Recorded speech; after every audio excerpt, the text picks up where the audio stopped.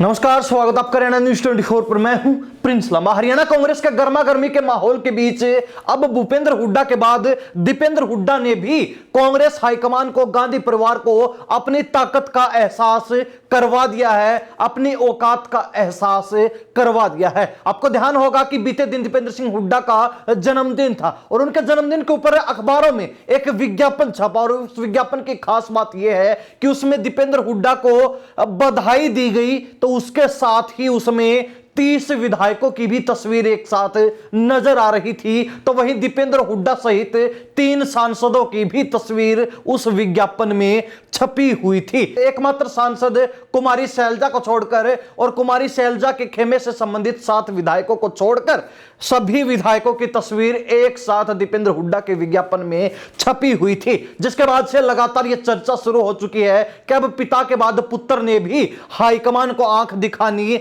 शुरू कर दी है। तो साथ ही हाईकमान को यह एहसास भी करवा दिया है कि हरियाणा के अंदर कांग्रेस का मतलब हुड्डा है और हुड्डा का मतलब ही कांग्रेस है। अगर हुड्डा को नजरअंदाज किया गया, साइड लाइन किया गया, अगर हुड्डा को जो है छोटे कद पर पहुंचाने की कोशिश की गई, तो उसका बड़ा खामियाजा कांग्रेस हाईकमान को भुगतना पड़ सकता। आपको बता दें कि इस बार के विधानसभा चुनाव के अंदर सीधे तौर पर भूपेंद्र सिंह हुड्डा की चली, टिकट वितरण में उनका दबदबा था। उसके साथ ही जब चुनाव जीतकर 37 विधायक विधानसभा पहुंचे कांग्रेस के, तो उनमें भी ज्यादातर विधायक हुड्डा के करीबी थे, हुड्डा के खास थे। तो वहीं अब जो है हुड्डा ने अपने उन्हीं खास विधायकों के दम पर कांग्रेस हाईकमान को अपनी ताकत की नुमाइश कर दी, अपनी ताकत का एहसास करवा दिया है। आपको बता दें कि पिछले 3 महीने से लगातार हरियाणा कांग्रेस के अंदर नेता प्रतिपक्ष पद को लेकर घमासान चल रहा है। भूपेंद्र सिंह हुड्डा जो किसी भी सूरत में इस पद को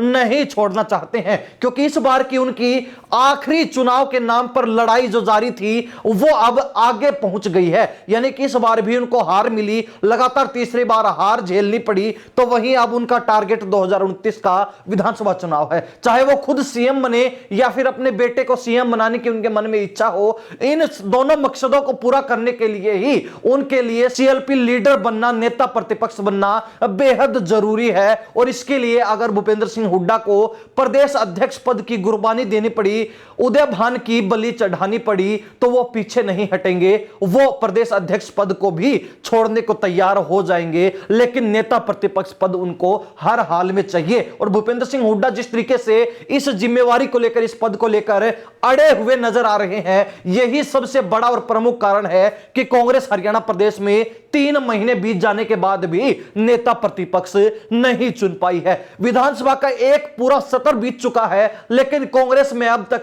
नेता प्रतिपक्ष फाइनल नहीं हो पाया है। तो साथ ही कांग्रेस हाईकमान जो लगातार ये उम्मीद हरियाणा के कांग्रेसियों को दे रहा था कि कांग्रेस में बड़ा फेरबदल होगा और बड़े फेरबदल के साथ ही नए चेहरों को बड़ी जिम्मेवारियां दी जाएंगी, ताकि कांग्रेस को एक नए जोश के साथ दोबारा से आगे बढ़ाने का काम किया जा सके। लेकिन अब तक वो उम्मीदें सिर्फ झूठी नजर आई हैं, सिर्फ कोरे आश्वासन के रूप में दिखाई दी हैं, क्योंकि कांग्रेसियों की भी उम्मीद अब बिखरती नजर आ रही है, क्योंकि 3 महीने बीत जाने के बाद भी कांग्रेस हाईकमान कोई बड़ा कदम नहीं उठा पाया है। हालांकि कांग्रेस हाईकमान की तरफ से 3 महीने बीतने के बाद भी नेता प्रतिपक्ष चयनित ना कर पाना यह संकेत दे रहा है कि कांग्रेस हाईकमान बदलाव चाहता है और किसी नए नेता को, नए चेहरे को सीएलपी बनाना चाहता है। लेकिन कांग्रेस हाईकमान के सामने, गांधी परिवार के सामने हरियाणा कांग्रेस में सबसे बड़ी दिक्कत, सबसे बड़ी परेशानी और सबसे बड़ा पेंच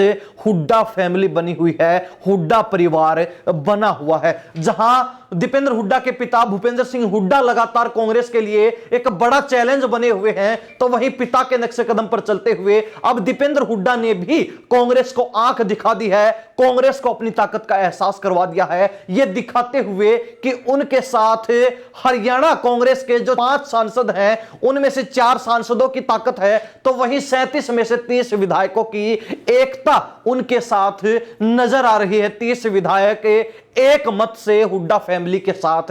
खड़े नजर आ रहे हैं, जिसके बाद से कांग्रेस हाईकमान भी सोचने समझने पर मजबूर हो चुका है, क्योंकि इससे संकेत यह मिलता है, साफ तौर पर इशारा यह मिल रहा है कि अगर हुड्डा को हाथ लगाया गया, अगर हुड्डा को छेड़ा गया, अगर हुड्डा को नजरअंदाज किया गया तो यह कांग्रेस के लिए काफी हानिकारक सिद्ध हो सकता है, क्योंकि हुड्डा की लड़ाई नेता प्रतिपक्ष पद को लेकर है। अगर हुड्डा को नेता प्रतिपक्ष बनाया जाता है तो वो खुशी खुशी इस पद को स्वीकार करके और अपनी लड़ाई कांग्रेस के अंदर जारी रखेंगे, लेकिन अगर उनको नजरअंदाज किया जाता है और उनकी जगह किसी नए चेहरे को नेता प्रतिपक्ष बनाकर उनको साइडलाइन कर दिया जाता है, उनको छोटे कद पर लाया जाता है, तो उसके लिए खामियाजा भुगतने पर कांग्रेस को मजबूर होना पड़ सकता है, उसके लिए कांग्रेस को खामियाजा भुगतना पड़ सकता है। इससे पहले भी आपको ध्यान होगा कि उदय भान के माध्यम से हुड्डा के द्वारा जिला प्रभारियों की सूची भी जारी करवाई गई थी, जिससे भी यह साफ संकेत दिया गया था कि किस तरीके से